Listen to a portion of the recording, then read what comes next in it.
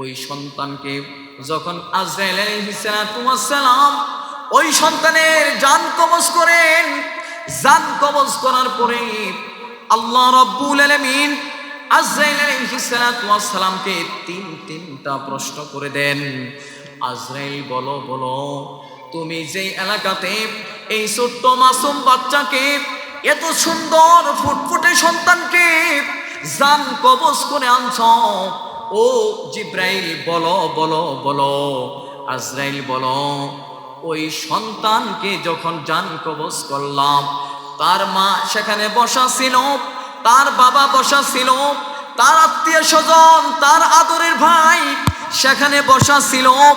ও আজরাইল বলো বলো, তারা কি কষ্ট পেয়েছে বলো।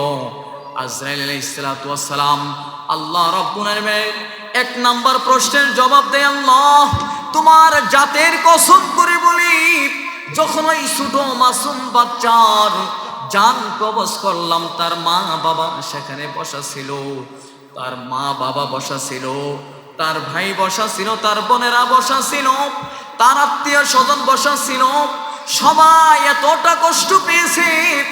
ও আল্লাহ তোমার জাতের কসম করে বলি, তাদের অন্তরটা ফেটে যাচ্ছিল, তারপরেও আমি আজরাইল আলাইহিস সালাম ওই ছোট মাসুম বাচ্চার জান কবজ করা বন্ধ করিনি। আল্লাহু আকবার জোরে বলে। আল্লাহ রাব্বুল আলামিন দ্বিতীয় নম্বর প্রশ্ন করবে, আজরাইল বলো, যেই সন্তানের জান কবজ করছ, যেই সন্তানের জান কবজ করছ, ওই সুন্দর বাচ্চার জান কবজ করছ, বলো বলো ওই সন্তানের মা কে কান্না করেছিল, তার বাবাকে কান্না করেছিল, তার ভাই বোনকে কান্না করেছিল, আত্মীয় স্বজনকে কান্না করেছিল। তখন জিবরাইল আজরাইল আলাইহিস সালাম বলবে, আল্লাহ আপনার জাতের কসম করে বলি, যখন এই ছোট মাসুম বাচ্চার জান কবজ করেছিলাম, আমি আপনার জাতের কসম করে বলি, তখন তার মা বাবা আত্মীয় স্বজন সবাই ক্রন্দন করতেছিলেন, কান্না করতেছিলেন।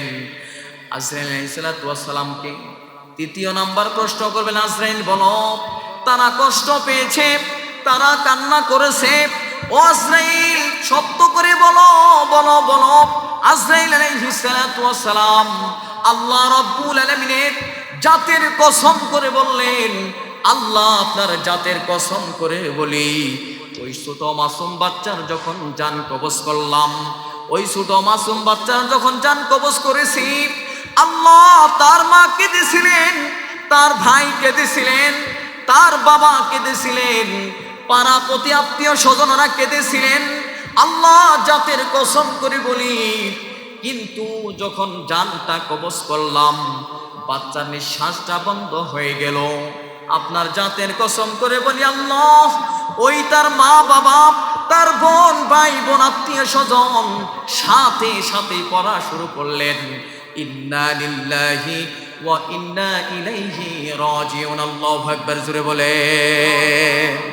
আল্লাহ রাব্বুল আলামিন তিনটা প্রশ্নের জবাব পাওয়ার পরে আল্লাহ রাব্বুল আলামিন আসমানের যত ফেরেশতা আছে, জমিনের মধ্যে যত ফেরেশতা আছে, সব ফেরেশতাগুলোকে বললেন, ফেরেশতারা শোনো, আমি আল্লাহ রাব্বুল আলামিন তোমাদের সামনে ওয়াদা করলাম, আমি আল্লাহ ওয়াদা করে নিলাম, আমি আল্লাহ তোমাদেরকে ওয়াদা দিয়ে দিলাম, যেই বান্দার ছোট মাসুম বাচ্চাকে আমি আল্লাহ জান কবজ করার পরও তার জবান থেকে আমি আল্লাহকে রবকে গালি দেই নাই, আজরাইলকে গালি দেই নাই, ও পৃথিবীর ফেরেশতারা শোনো, আমি আল্লাহ তারা জানে এই সন্তানের রিজিকের ফায়সালা হচ্ছেন একজন রব, ওই রবে তার জান কবজ করে নিয়েছেন, আজরাইল জান কবজ করেছেন, তারপরও আমি রবকে গালি দেই নাই, আমি আজরাইলকে গালি দেই নাই।